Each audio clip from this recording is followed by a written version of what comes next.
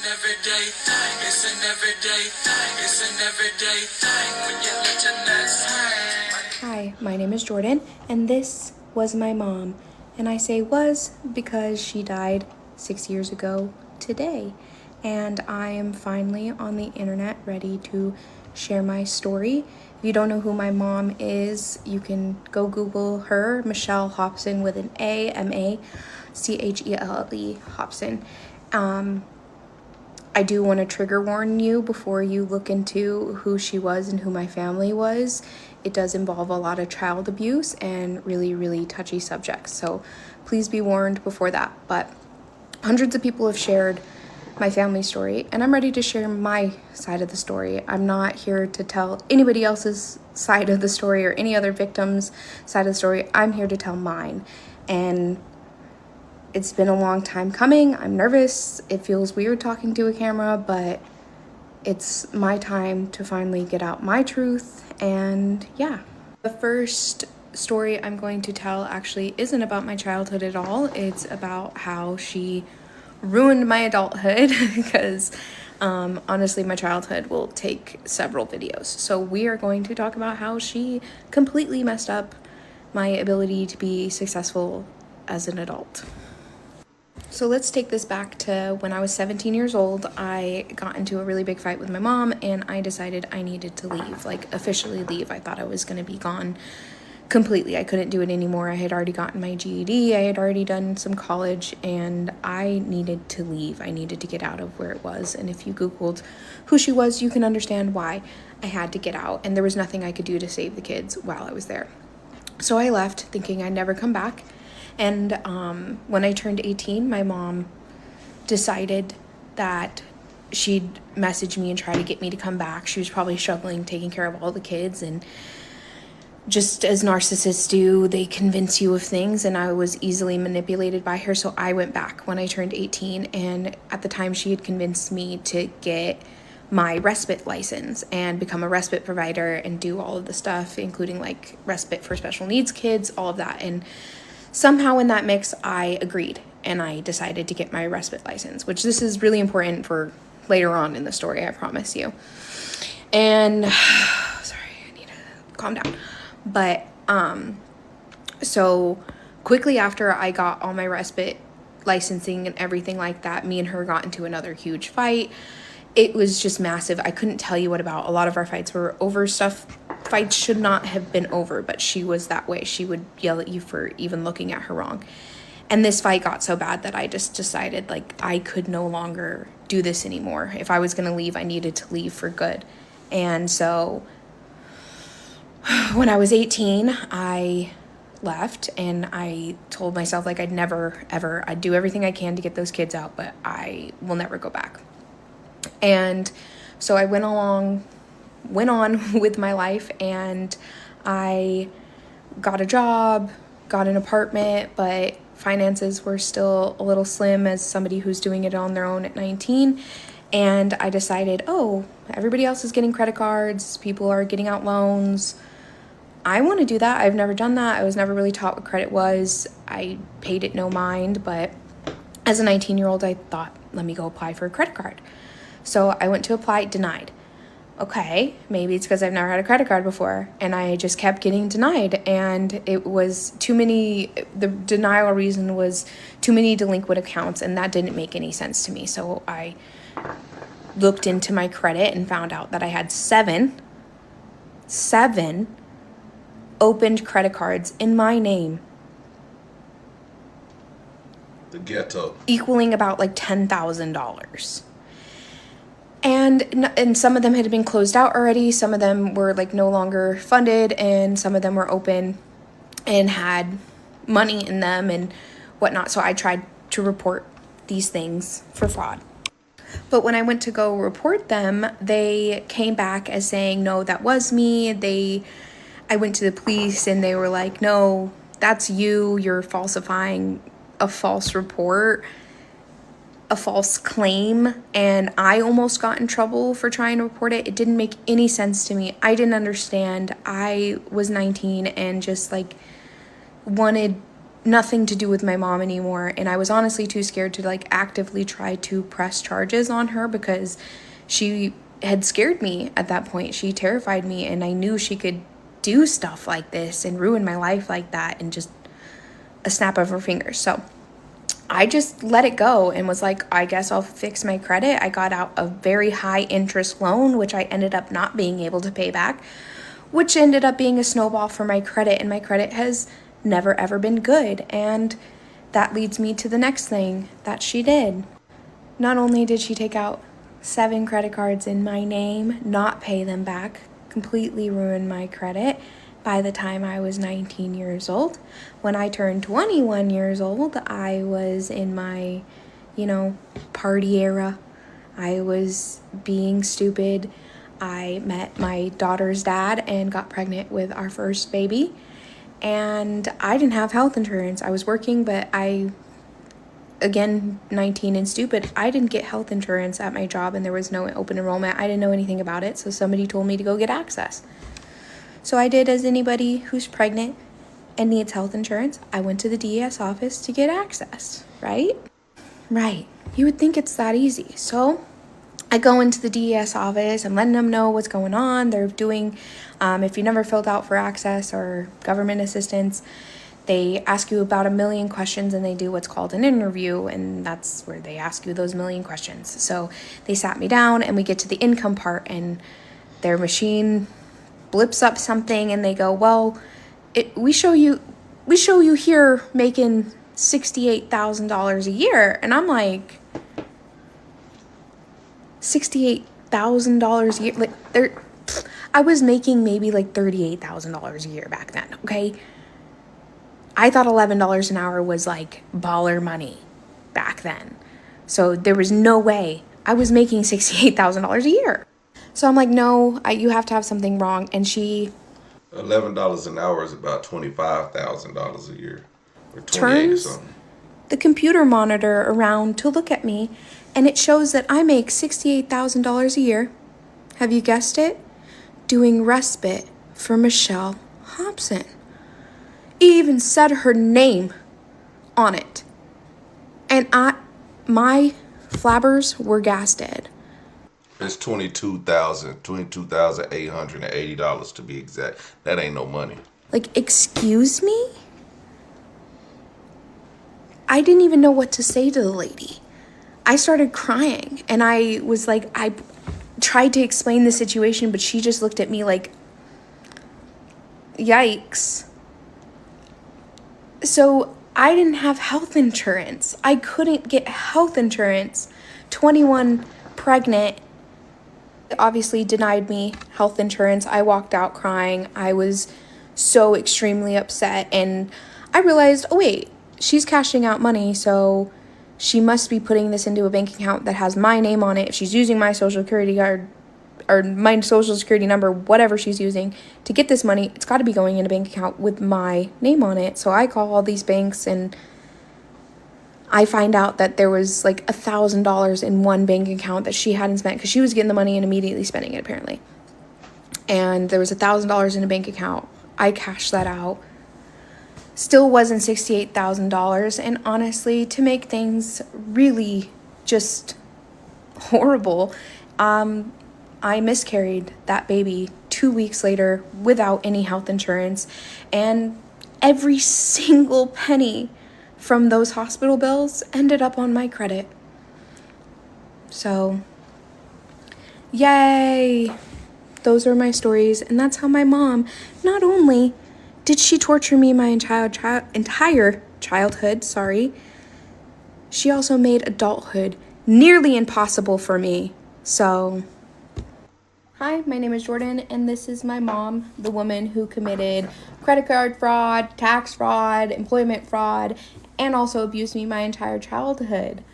Let's get into it. I wanted to start off by explaining kind of who I am and a little bit about me, because there was some confusion in the comments of my last video. So I am Michelle Hobson's biological daughter. She had 5 children, and she adopted 7 children, which they, in the news, refer to as foster kids. They were adopted, so they were her legal children, but I am one of the biological children, the oldest girl. And I'm going to insert some pictures here and also a clip here from the ABC 15 YouTube video. But her older biological daughters told officers this in 2019. Every time it happens, they give her a heads up. They tell her what's happening because she's a part of the foster care system. They interviewed the kids right in front of her, right in front of my mother. DCS. And that ABC 15 video is also a really good video to watch for you guys to get more of an understanding of what it took to get her arrested and those kids taken away. So a lot of the comments were asking about that. And did I just leave at 18 expecting to just leave the kids there knowing what was going on? If you really look into it, you can see how much it took, and I'll deep dive into that into other videos. But I didn't just leave, and like I said in the video, I couldn't do anything while I was still actively in that house.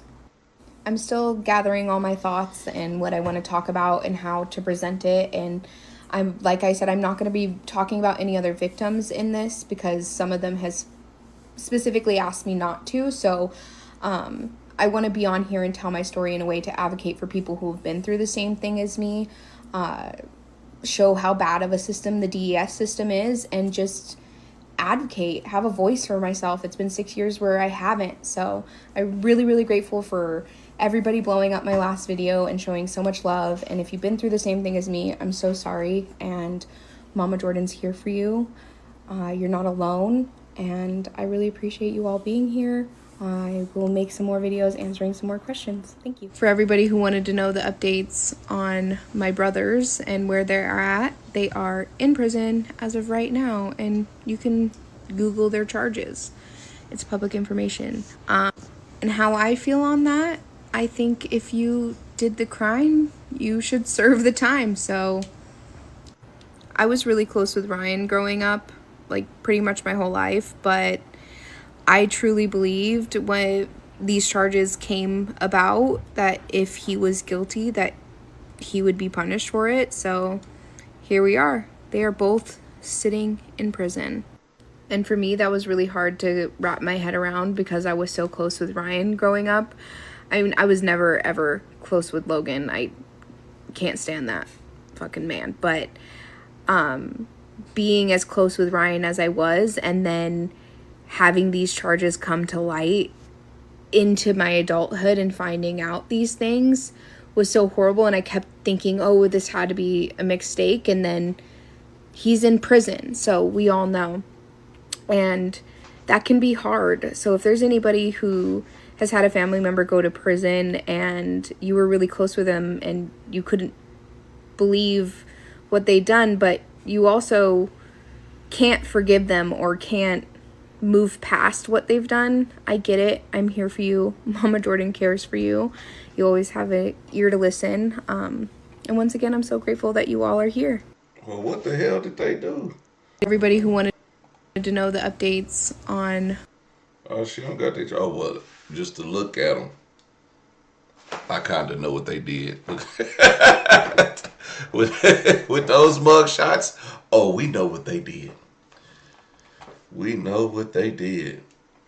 Michelle only had 2 boys, and they were not minors. All the victims in the case are minors, so her story isn't really adding up. Somebody saying the news says otherwise. I don't know. Probably don't know. What did the brothers do?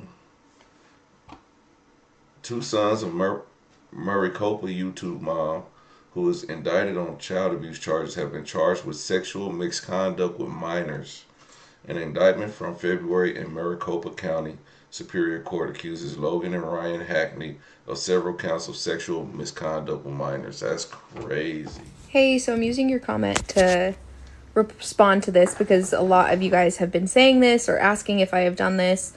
Unfortunately, I have never had the means to just file for bankruptcy. I can't just go and do that. It does cost upfront money, lawyers, and a lot of time that I just have never had. It might be something I do at some point, just to kind of get it all, the snowball effect of my credit cleared out. But as of right now, bankruptcy is not something I've ever been able to do. But I appreciate you all and all your feedback and comments. And It's come to my attention that there are some of the victims of my mom who watched my videos and who could be triggered by them. So if you are one of those people who were a victim of my mom and you're watching this or any of my videos and you're triggered by something, please reach out to me. I'm not here to trigger, I'm here to advocate for what we went through as children, and I don't think any child should have to go through that. I don't think you, me, any of the foster children that were ever in this home should have ever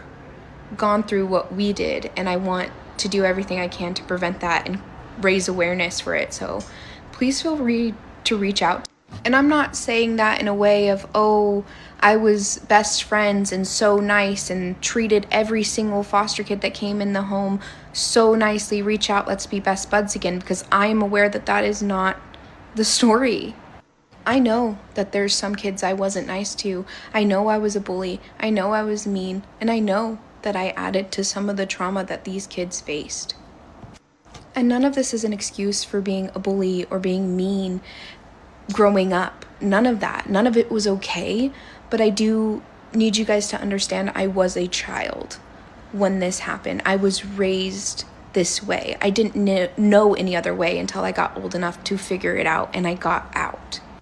I was 9 years old when my mom started foster care, okay? And she made it seem like these people were lower than us, that these children were lower than us. Anybody in the foster care system was lower than us. And as a child, I have no idea. I had already been abused at that point. I was already an abused child, and now we're taking in more children, special needs children, and my mom is telling us that they are less than of us, and we need to. You know what? I was kind of on her side. Well, I was all the way on her side for the most part. And just her in the beginning of this video, and she said that she was a bully to some of the foster kids. That's kind of, So I can see why if they see your video, they're like, oh, don't put me in your story. Y'all traumatized me. You was part of the problem. Your brothers was part of the problem. So everything, your entire lineage was shit. Your mom was trash. Your brother's trash. You were trash. I mean, you just the lucky one to only come out with just bad credit. But it sounds like all y'all deserve prison. I mean, if you're bullying foster kids who already feel out of place, who already feel not wanted, and then you bullying, foster kids, she act like I didn't just glaze over that. I kind of felt that because my grandma used to have foster kids, and they were like, I'm guessing foster kids are the ones that just come periodically. And I remember going with some of these kids, and my grandma would have us meet the kids like at a KFC or something. And sometimes it's black kids, sometimes little white kids.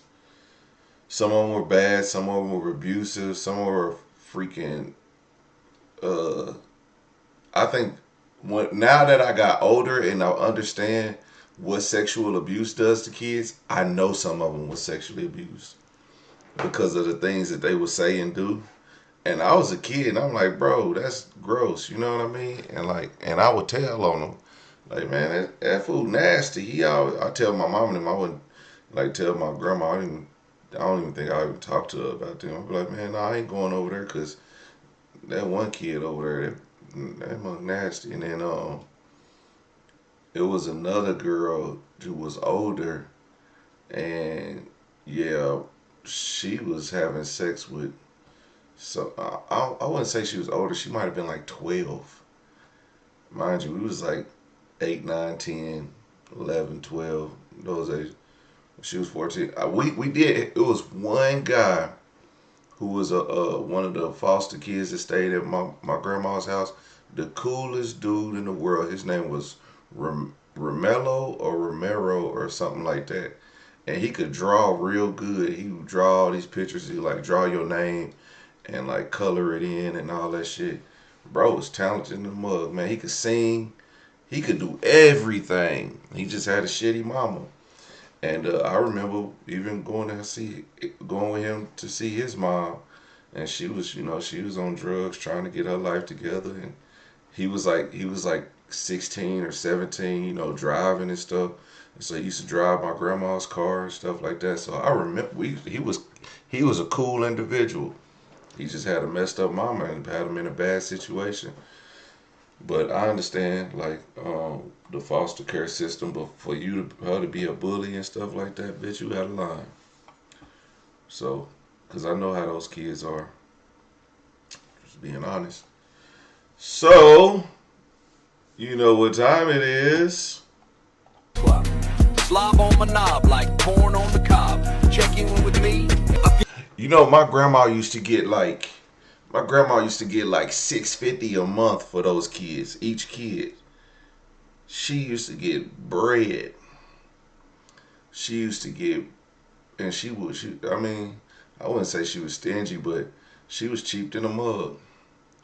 She'll buy us Walmart shoes, all that shit. But I know I've seen those checks. Those checks used to come in. It'd be like, shit, 3,800. It'd be some, and she used to get bread. I was like, damn.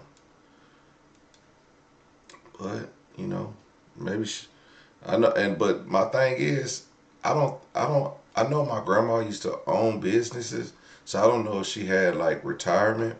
But my grandpa, he had retirement from the military, so I know they had money. So that was just extra money. But my grandma used to own a hat shop, and I think she used to have a shoe shop, like selling dress shoes and shit like that. And she was the lady that sold all the hats to the church ladies. The pastor's wife, the deacon's wife, the usher board, all the hats with the stuff on the side, the lace on the front, and the boop bop bam, big hats, little hats, all of them. And yeah, all of them.